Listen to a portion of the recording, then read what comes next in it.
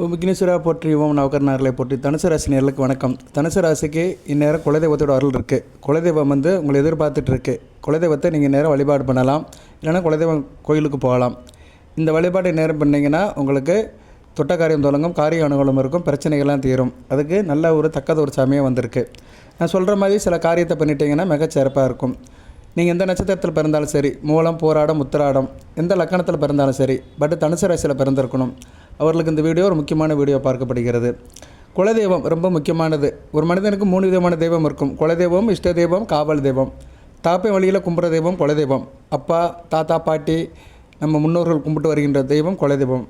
அந்த குலதெய்வத்தினுடைய கோயிலுக்கு நம்ம வருஷத்துக்கு ஒரு தடவைனாச்சும் போய் ஆகணும். சரியா நேர்களே?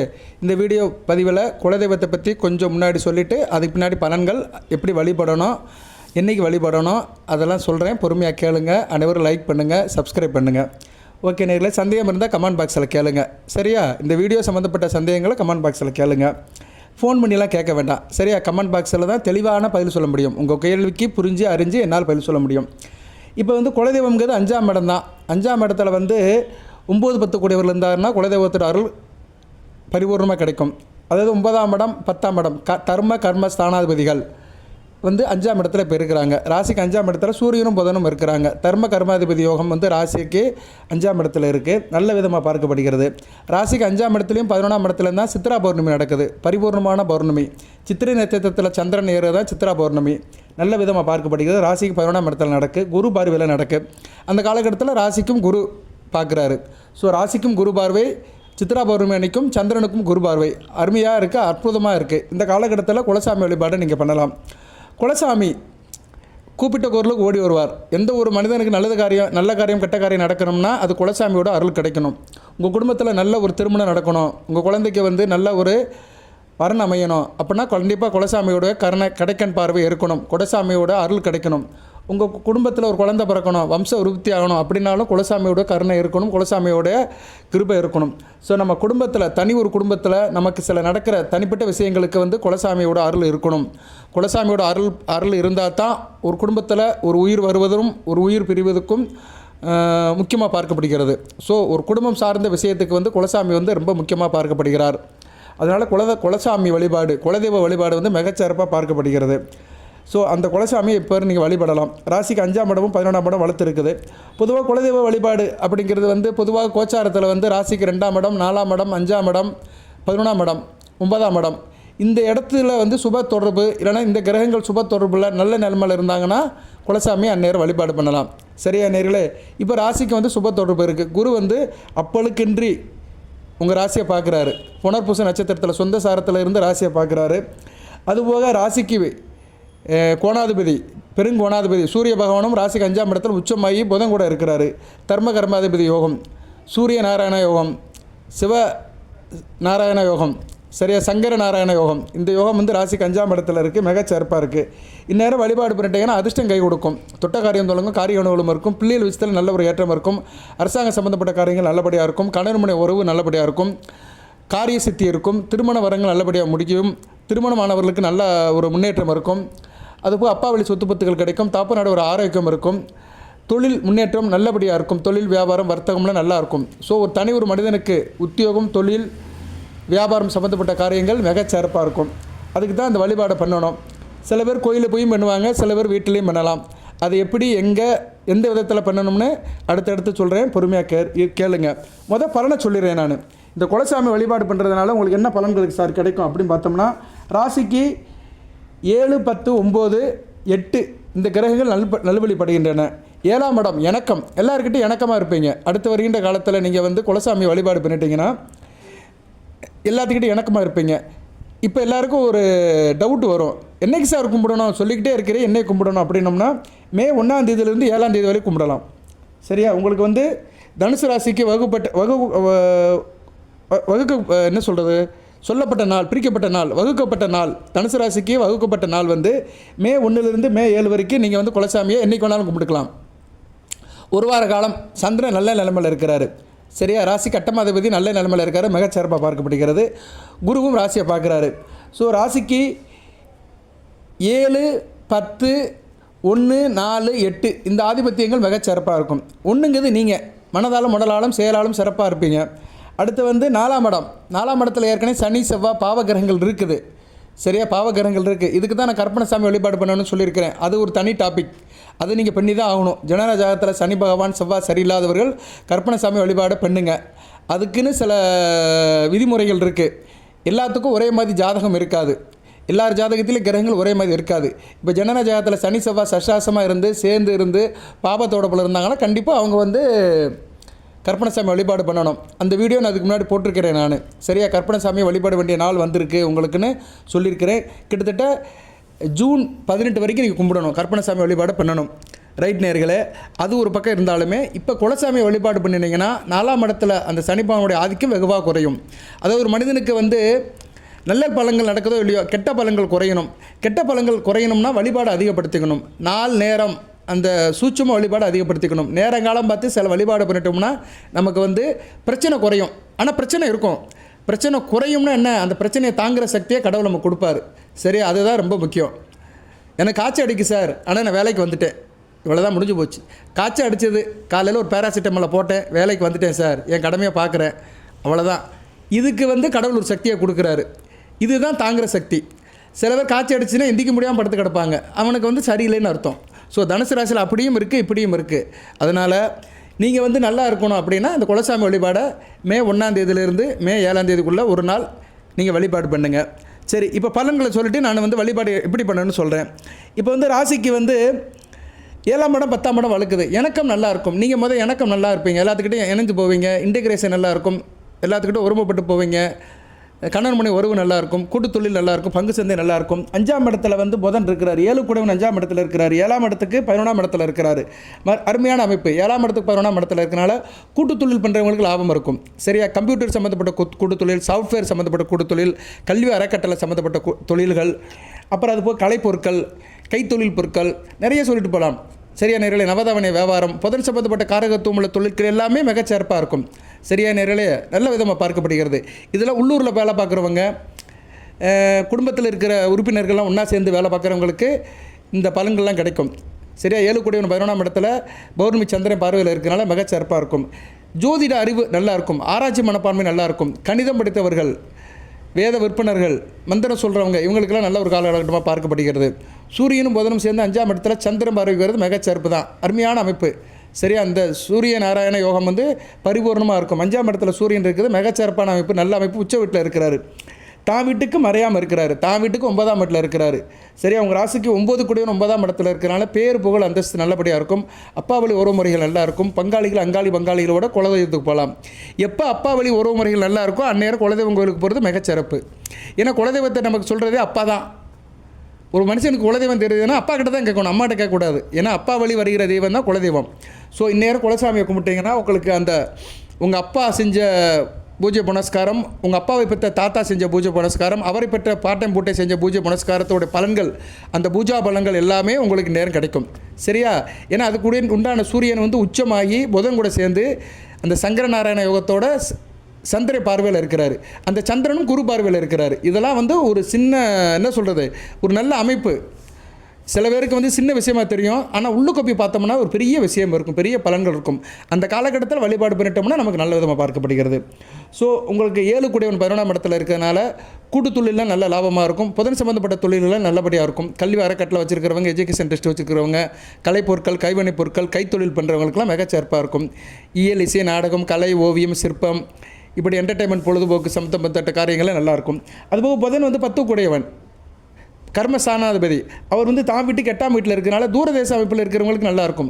தூரதேச அமைப்பு, வெளிநாடு வெளிமாநில தொடர்பில் வேலை பார்க்குறவங்க, வர்த்தகம் பண்ணுறவங்க, ட்ரேடிங் பண்ணுறவங்களுக்கு நல்லாயிருக்கும். அதுவும் அரசு மூலியமாக செய்கிறவங்க, அரசாங்கத்துடைய உதவியுடன் செய்கிறவங்களுக்கு கூடுதல் சிறப்பாக பார்க்கப்படுகிறது. ஏன்னா சூரியன் கூட சேர்ந்துருக்கிறாரில்ல, சூரியனாலே அரசு தான். ஸோ அரசு தொடர்பில் அந்த வெளிநாட்டு வெளிமாநில தொடர்பில் இருக்கிறவங்களுக்கு நல்ல ஒரு லாபகரமான நாட்களாக பார்க்கப்படுகிறது. அதுபோக வந்து உங்களுக்கு சந்திரன் 8 கூடியவன் 11ஆம் இடத்துல இருக்கிறதும் தூரதேச அமைப்பில் நல்ல ஒரு லாபத்தை கொடுக்கும். சரியா, ஸோ எல்லாமே நல்ல விதமாக இருக்குது. உள்ளூரில் வேலை பார்க்குறவங்களும் சரி, அயல் தேசம், அயல் நாடு, அயல் மாநிலம், இந்த அமைப்பில் தொழில் வியாபாரம் பண்ணுறவங்களுக்கும் நல்ல விதமாக பார்க்கப்படுகிறது. வாட் எவர் மேபி தொழில் வியாபாரம் பண்ணுறவங்களுக்கு நல்லா இருக்குங்க. ஏன்னா புதன் வந்து தொழில்காரகன், தனுசு ராசிக்கு வந்து தொழில்காரகன், சூரியன் வந்து முதன்மை தொழில்காரகன். பொதுவாக எந்த ராசியில் பிறந்தாலுமே முதன்மை தொழில்காரன் யாருன்னு கேட்டால் சூரியன் தான். தனுசு ராசிக்கு தொழில்காரன் யாருன்னு கேட்டால் புதன் தான். இவங்க 2 பேரும் சேர்ந்து தர்ம கர்மாதிபதிகள் 2 பேருமே சேர்ந்து ராசிக்கு 5ஆம் இடத்துல நல்ல நிலைமையில் இருக்கிறாங்க. பௌர்ணமி சந்திரன் பார்வையில் இருக்கிறது மிகச்சிறப்பாக பார்க்கப்படுகிறது. ஸோ பலன்கள் வந்து நல்லா இருக்குது. இன்னும் பலன்கள் வேணுங்கன்னு சொன்னாங்கன்னா நான் சொல்லிக்கிட்டே தான் இருப்பேன். பலன்கள் வந்து நான் ஸ்டாப்பாக நம்மக்கிட்ட இருந்து வந்துக்கிட்டே தான் இருக்கும். நல்லா இருப்பீங்க, மதிநுட்பமாக இருப்பீங்க, மற்றவங்க நல்ல ஒரு ஆலோசனை வழங்குவீங்க, சாஸ்திரம் படித்தவர்கள் நல்லா இருக்கும். சரியா? பெரிய அந்தஸ்தில் நண்பர்களுடைய சகவாசம் கிடைக்கும். பெரிய பிரபுக்கள் அரசாங்கவாதிகள் நல்ல விதமாக இருக்கும். அரசு தொடர்பில் நல்ல ஒரு மாற்றம் இருக்கும். அரசாங்கத்தில் போட்டி பந்தயத்தில் ஈடுபட்டவங்களுக்கு நல்லாயிருக்கும். அரசு தொடர்பு காரியங்கள் வெற்றி மேல் வெற்றி கிடைக்கும். அடுத்து வருகின்ற நாட்களில் நல்ல ஒரு செய்தி உங்களுக்கு அதில் கிடைக்கும். எலெக்ஷனில் நின்றவங்களுக்கு வெற்றி வாய்ப்பு அதிகமாக இருக்கும். சரியா? அந்த வாய்ப்பை வந்து கண்டிப்பாக சூரியனும் புதனும் சேர்ந்து கொடுப்பாங்க. ஆனால் இதுக்கு வந்து ஜனன ஜாதகத்தில் லக்கண ரீதியாக தசாபுத்தி நல்லா இருக்கணும். கோச்சாரத்தில் ஒரு 100க்கு ஒரு 25% நல்லா இருக்குது. மேற்கொண்டு 75% நீங்கள் நல்ல லக்கணத்தில் பிறந்து நல்ல தசாபுத்தி தசாநாள் நல்லா இருந்தாங்கன்னா கண்டிப்பாக இந்நேரம் தேர்தலில் போட்டியிட்டவர்களுக்கு வெற்றி வாகை சூடுவார்கள். அதில் எந்த மாற்று கருத்தும் கிடையாது. தந்தை வழி யோகம் நல்லாயிருக்கும். தந்தை வழி தொழில் பண்ணுறவங்களுக்கு மிகச்சிறப்பாக இருக்கும். அப்பா வழி தொழில் பாரம்பரிய தொழில் பண்ணுறவங்களுக்கு நல்லாயிருக்கும். 5ல் புதன் இருக்கிறாரு. ஆடம்பரமாக இருப்பீங்க. சரியா? ஆடம்பரமாக இருப்பீங்க, பகட்டாக இருப்பீங்க, மந்திர சித்தையாக இருப்பீங்க, அந்தரம் கால் மதி முக்கால்னு இருப்பீங்க. பிள்ளைகளால் நல்ல ஒரு ஏற்றம் இருக்கும். போட்டி பந்தயம் லாட்டில் நல்ல ஒரு ஏற்றம் இருக்கும். அதிர்ஷ்டம் கை கொடுக்கும். மடிப்பு குலையாமல் இருப்பீங்க, டீக்காக இருப்பீங்க. அதனால தான் சொன்னேன், அரசியல்வாதிகளாம் நல்லா இருப்பாங்க. மடிப்பு குலையாமல் நல்ல டீக்கா பல இருப்பாங்க. மே 4ஆம் தேதிக்கு மேலே நல்ல ஒரு மாற்றம் தெரியும். நீங்கள் ஜெயிக்கிறீங்களோ இல்லையோ, ஆனால் நீங்கள் சார்ந்த கட்சி ஜெயிச்சு உங்களுக்கு நல்ல ஒரு பெயர் கிடைக்கும். நீங்கள் எந்த இயக்கத்தை சேர்ந்திருக்கீங்களோ அந்த இயக்கத்தில் ஒரு வெற்றி பெற்று அந்த இயக்கத்தின் சார்பாக பெருமைப்படுவீங்க. சரியா? ஒரு வாரம் 10 நாளைக்கு அந்த விழா கொண்டாட்டம் அதில் நல்லபடியாக தன்னை கழிப்பீங்க. இது கண்டிப்பாக நடக்கும். அப்படி நடக்கிறவங்க கமெண்ட் பாக்ஸில் போடுங்க. ஆமாம் சார், நீ சொன்ன மாதிரி நான் சார்ந்த கட்சியில் எனக்கு வேண்டியவர் ஜெயிச்சிட்டாரு, நான் சந்தோஷமாக இருக்கிறேன், அவரால் எனக்கு சில காரியங்கள் நடக்க போகுது, அதை நினச்சி நான் சந்தோஷப்படுறேன் அப்படின்னு நினைக்கிறவங்க கமெண்ட் பாக்ஸில் போடுங்க. கண்டிப்பாக நடக்கும். தனுசு ராசி நடக்குங்க, நடக்கும். சரியா? மே 4ஆம் தேதிக்கு மேலே இது தெரியும். ரைட்டு, நல்லா இருப்பீங்க. அதுபோல் தனியார் துறையில் மேனேஜர் வேலை பார்க்குறவங்க, ஃபோர்மேன் வேலை பார்க்குறவங்க, சூப்பர்வைசர் வேலை பார்க்குறவங்களுக்குலாம் மிகச்சிறந்த காலகட்டமாக இருக்குது. ஓகே சார், பலன்கள் சொன்னால் சொல்லிக்கிட்டே இருக்கலாம். சரியா? இந்த நானும் கொஞ்சம் தண்ணி குடிச்சிக்கிறேன். முருகா, நானும் இப்போ தண்ணியை குடிச்சிட்டேன். இப்போ வந்து குலசாமி கோயிலுக்கு என்றைக்கு போகணும் சார், அதை சொல்கிறேன். 1ஆம் தேதி போகலாம். 1ஆம் தேதி வெள்ளிக்கிழமை சித்ரா பௌர்ணமி அன்றைக்கி தான் நல்ல நாளாக பார்க்கப்படுகிறது. 1ஆம் தேதி கோயிலுக்கு போகிறது மிகச்சிறப்பாக இருக்கிறது. 1ஆம் தேதி சித்திரை 18 நல்ல நாள் தான். ராசிக்கு 11ஆம் இடம் சித்திரை நட்சத்திரத்தில் சந்திரன் ஏறுவார். சித்திரை நட்சத்திரத்தில் சந்திரன் ஏறு தான் சித்ரா பௌர்ணமி. சரியா? சூரியனை நோக்கி நல்ல விதமாக பார்க்கப்படுகிறது. அதுக்கடுத்து சுவாதி நட்சத்திரத்துக்கு வருவார். ராஜ நட்சத்திரம். சுவாதி நட்சத்திரம் வந்து நரசிம்ம நட்சத்திரம், நரசிம்மர் பிறந்த நட்சத்திரம். நல்ல ஒரு நட்சத்திரம், அருமையான நட்சத்திரம். அடுத்து சுவாதி நட்சத்திரத்திலும் சித்ரா பௌர்ணமி இருக்குது. நல்ல விதமாக தான் பார்க்கப்படுகிறது. ராகுவின் நட்சத்திரம். ராகு ராசிக்கு 3ஆம் இடத்துல குரு பார்வையில் இருக்கிறனால அதுவும் நல்ல விதமாக தான் பார்க்கப்படுகிறது. ஸோ மே 1ஆம் தேதி போகிறவங்களுக்கு மிகச்சிறப்பாக இருக்கும். சித்ரா பௌர்ணமி தான். மதுரையில் வந்து விசேஷம். மதுரை திருவிழாவில் முத்தாய்ப்பாக கள்ளழகர் சுந்தராஜ பெருமாள் வந்து வைகாத்தில் எழுந்தருளுகின்ற நாள், அருமையான நாள். அன்றைக்கி வந்து நீங்கள் வந்து குலசாமியை கும்பிடலாம். அன்னிலிருந்து 7ஆம் தேதி வரைக்கும் கும்பிடலாம். சரியா? 7ஆம் தேதி வந்து உங்கள் ராசியில் தான் சந்திரன் இருப்பார். சரியா? போராட நட்சத்திரத்தில் இருப்பார். அதில் நீங்கள் 4 கிழமையெல்லாம் பார்க்க வேண்டாம். என்றைக்கு முடியுதோ அன்றைக்கி போங்க நீங்கள். சரியா நேர்களே? மே 1ஆம் தேதியும் போகலாம், இல்லைனா 7ஆம் தேதி வரைக்கும் போகலாம். 7ஆம் தேதி சித்திரை 24, மே 7ஆம் தேதி. சரியா? நல்ல விதமாக பார்க்கப்படுகிறது. அருமையான அமைப்பு. போயிட்டு வாங்க, குலசாமியை கும்பிடுங்க. உள்ளூரில் இருந்தாலும் சரி, வெளியூரில் இருந்தாலும் சரி கும்பிடுங்க. உள்ளூரில் இருக்கிறவங்க கோயிலுக்கு போகும்போது குடும்பத்தோடு போங்க, அங்காளி பங்காளியோடு போங்க. இல்லை சார் அவங்களாம் வரல அப்படின்னா உங்கள் வீட்டில் இருக்கிறவங்க போங்க. கணவன் மனைவி குழந்தை குட்டிகளை கூட்டு போங்க. வீட்டில் பெண்கள் வீட்டுக்கு வழக்கம் ஆயிட்டாங்கன்னா அதை தவிர்த்துருங்க. சரியா? குலசாமி கோயிலுக்கு போகும்போது வீட்டுக்கு பெண்கள் வழக்கம் ஆயிட்டாங்கன்னா அதை தவிர்த்துடணும். பொதுவாக குலசாமி கோயிலுக்கு போகிறதுக்கு 2-3 விதமான நாட்களில் போகலாம். ஆண் சாமியாக இருந்தால் அமாவாசை அன்னைக்கு போகலாம், பெண் சாமியாக இருந்தால் பௌர்ணமி அன்னைக்கு போகலாம். இப்போ நான் பௌர்ணமி அன்னைக்கு தான் சொல்கிறேன் நான். அப்போ வந்து நீங்கள் பொதுவாக எந்த சாமியாக இருந்தாலும் நீங்கள் போகலாம். உங்கள் குலசாமி வந்து தம்பதி சமயோதரம் இருந்தாலும் நீங்கள் போகலாம். சரியா? ஆனால் சில பேர் இதை பிரித்து பார்த்து போவாங்க. ஆனால் பொதுவாக அமாவாசை பௌர்ணமி அன்னைக்கு குலசாமியை கும்பிடலாம். சரியா? அது வந்து முக்கியமானதாக பார்க்கப்படுகிறது. இல்லைன்னா ஜென்ம நட்சத்திரத்தை அன்றைக்கி போகலாம். உங்கள் ஜென்ம நட்சத்திரம் என்றைக்கு வரும்னா மூலம், பூராடம், உத்திராடம் வந்து அந்த நான் சொன்ன நாட்களில் வரும். 5ஆம் தேதி 6ஆம் தேதி 7ஆம் தேதி வரும். மே 5, 6, 7 வரும். அன்றைக்கி நீங்கள் போகலாம். சரியா? உங்கள் சாய்ஸ் தான். வாட் எவர் மேபி நீங்கள் மே 1லேருந்து மே 7க்குள்ளே நீங்கள் எந்த நாள் வேணாலும் குலசாமி பார்க்க போகலாம். ரைட் நேர்களே? குலசாமி கோயிலுக்கு என்ன கொண்டு போகணும் சார் அப்படின்னா, ஒவ்வொருத்தரும் குலசாமி கோயிலுக்கு ஒவ்வொரு விதமாக கும்பிடுவாங்க. சில பேர் வந்து சைவ முறைப்படி கும்பிடுவாங்க. சக்கரை பொங்கல், தேங்காய் பழம் உடைப்பாங்க, மாலை சாத்துவாங்க, வஸ்திரம் சாத்துவாங்க, குலசாமி கோயிலுக்கு வந்து காணிக்கை போடுவாங்க. முடிஞ்சு வச்சுருந்தா அதை கொண்டு போய் போடுவாங்க, முடி எடுப்பாங்க, மொட்டை எடுப்பாங்க, நிறைய காரியம் பண்ணுவாங்க. சில பேர் வந்து சில கோயிலில் வந்து நான்வெஜ் சாப்பிடுவாங்க, மற்ற சம்பிரதாயமாக நடக்கும். குலசாமியே வந்து 3 விதமாக பிரிஞ்சிருக்கு. அதாவது இப்போ நீங்கள் வந்து தனுசு ராசியில் பிறந்திருக்கிறீங்க, மேச லக்கணம், சிம்ம லக்கணம், தனுசு லக்கணம், இந்த லக்கணத்தில் பிறந்தவங்களுக்கு வந்து குலசாமி வந்து மலைப்பாங்கான இடத்துல இருப்பார்.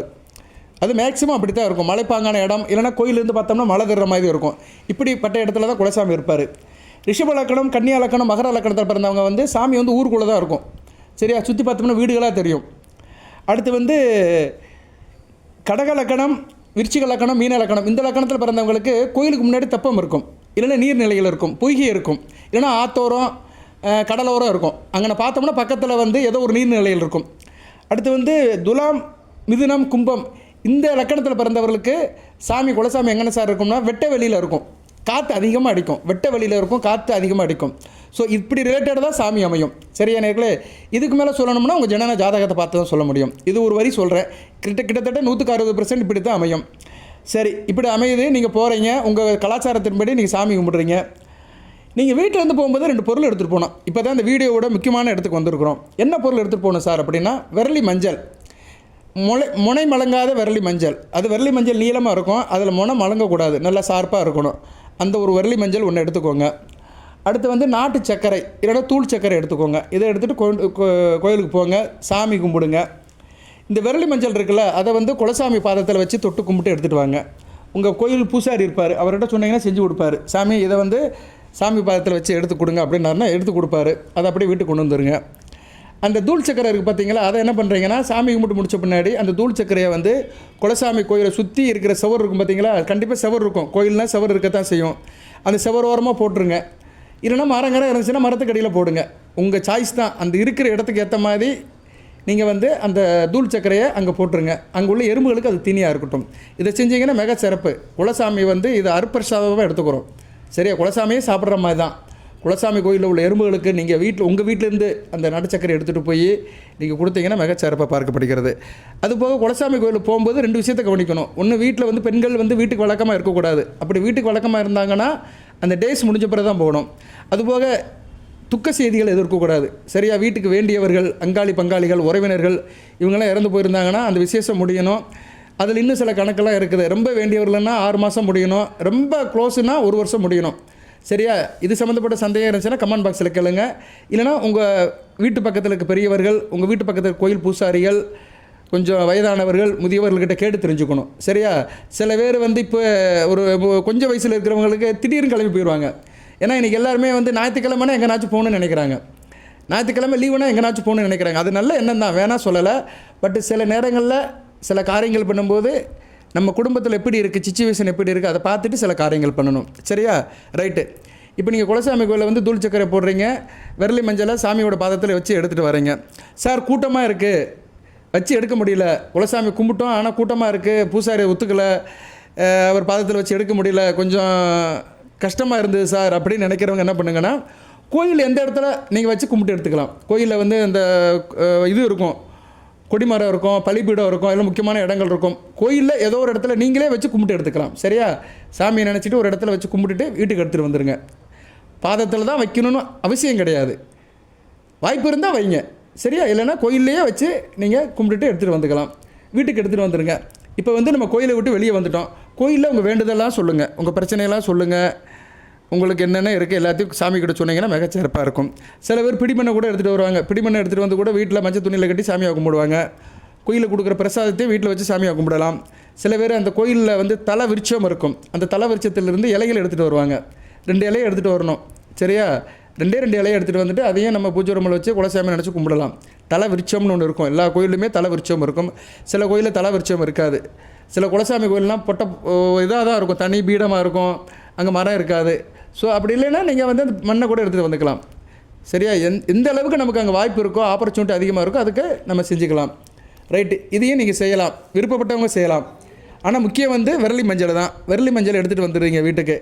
எடுத்துகிட்டு வந்து வீட்டில் என்ன பண்ணுறீங்கன்னா, வீட்டில் வந்து உங்கள் பூஜை அறையில் வந்து கண்ணாடி பவுல் ஒன்று எடுத்துக்கோங்க. கண்ணாடி பவுலில் வந்து என்ன பண்ணணும்னா, அதை சுத்தம் பண்ணிவிட்டு அதில் வந்து பச்சை அரிசி மஞ்சள் மிக்ஸ் பண்ணி போடணும்.